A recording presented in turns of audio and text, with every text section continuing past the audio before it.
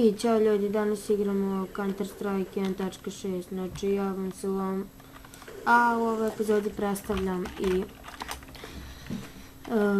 znači zovem se Dušan Danić, imam Facebook, tako da ću vam ostaviti, možete mi prihvatite, ostavit ću vam fan page, znači subscribeujte i znači nadam se da će vam se svidjeti kanal.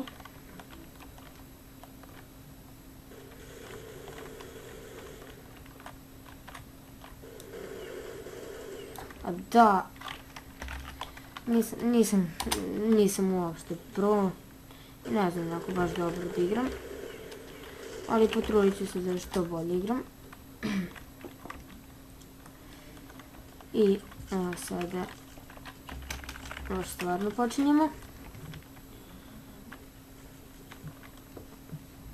Znači, sluške su mi se pokvarile, načujem na onako jednu stranu.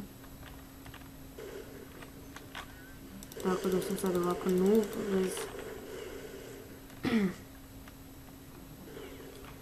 bez sluške.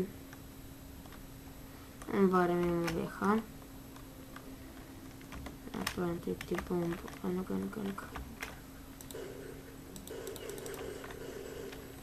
Dobro, ja sam gubio i health mi je ostao.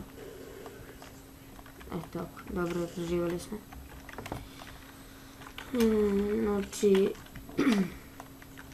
snimat ću i horore i pucačine i preživljavanja, avanture, nekog, ne znam ni ja šta ću sve snimati, svašta. Znači, lajkujte mi intro, pogledajte ga. Ovi rampage ima, ne sigurno. Nor sad je punio pa ga ubio ovi. Znači ovo mi je prava pucačina, bio sam snimio horor. Odnosno Slendermanom.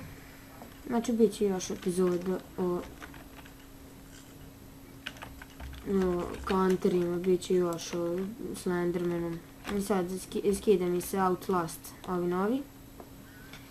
I znači to ću snimati baš kako prelazim.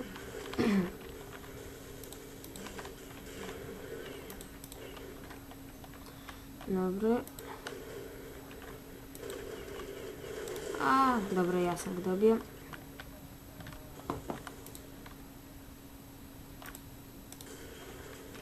Opet 5-1 nam je skor. Dobro smo počeli. 4 kilo u ovoj rundi, to je dobro. Ja ne kupujem bombe, neću da ostajem dugo u bazi. I na kraju dođu i ubiju me i džabe sam kupovao. Ne! Nešto baguju ovi server, ali nema veze. Znači dobar je. I znači rekao sam šta ću snimati i razmišljam se da li postanem partner sa full screenom, sa YouTube-om ili sa da postanem sa Hinimom, to još razmišljam.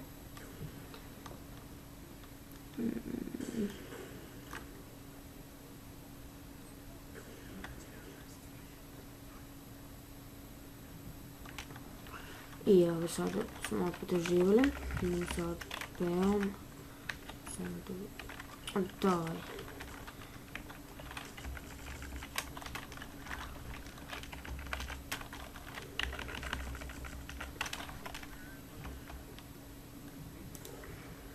I samo da vam kažem da sam kupio jedan dobar miš. Znači to je ovaj Anti-Vibrate 7X, X7 stvari. Znači možete vidjeti sliku.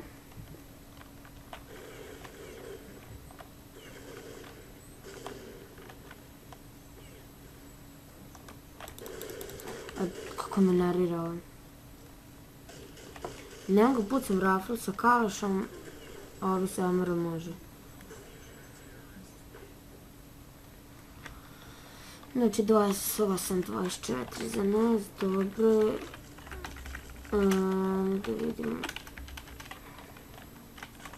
Onda vidim 4. A probam sa, nikad nisam igrao sa ovom puškom. I u slučaju sam ugasio.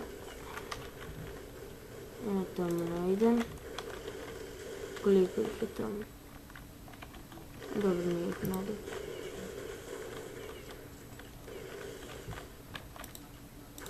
O daj!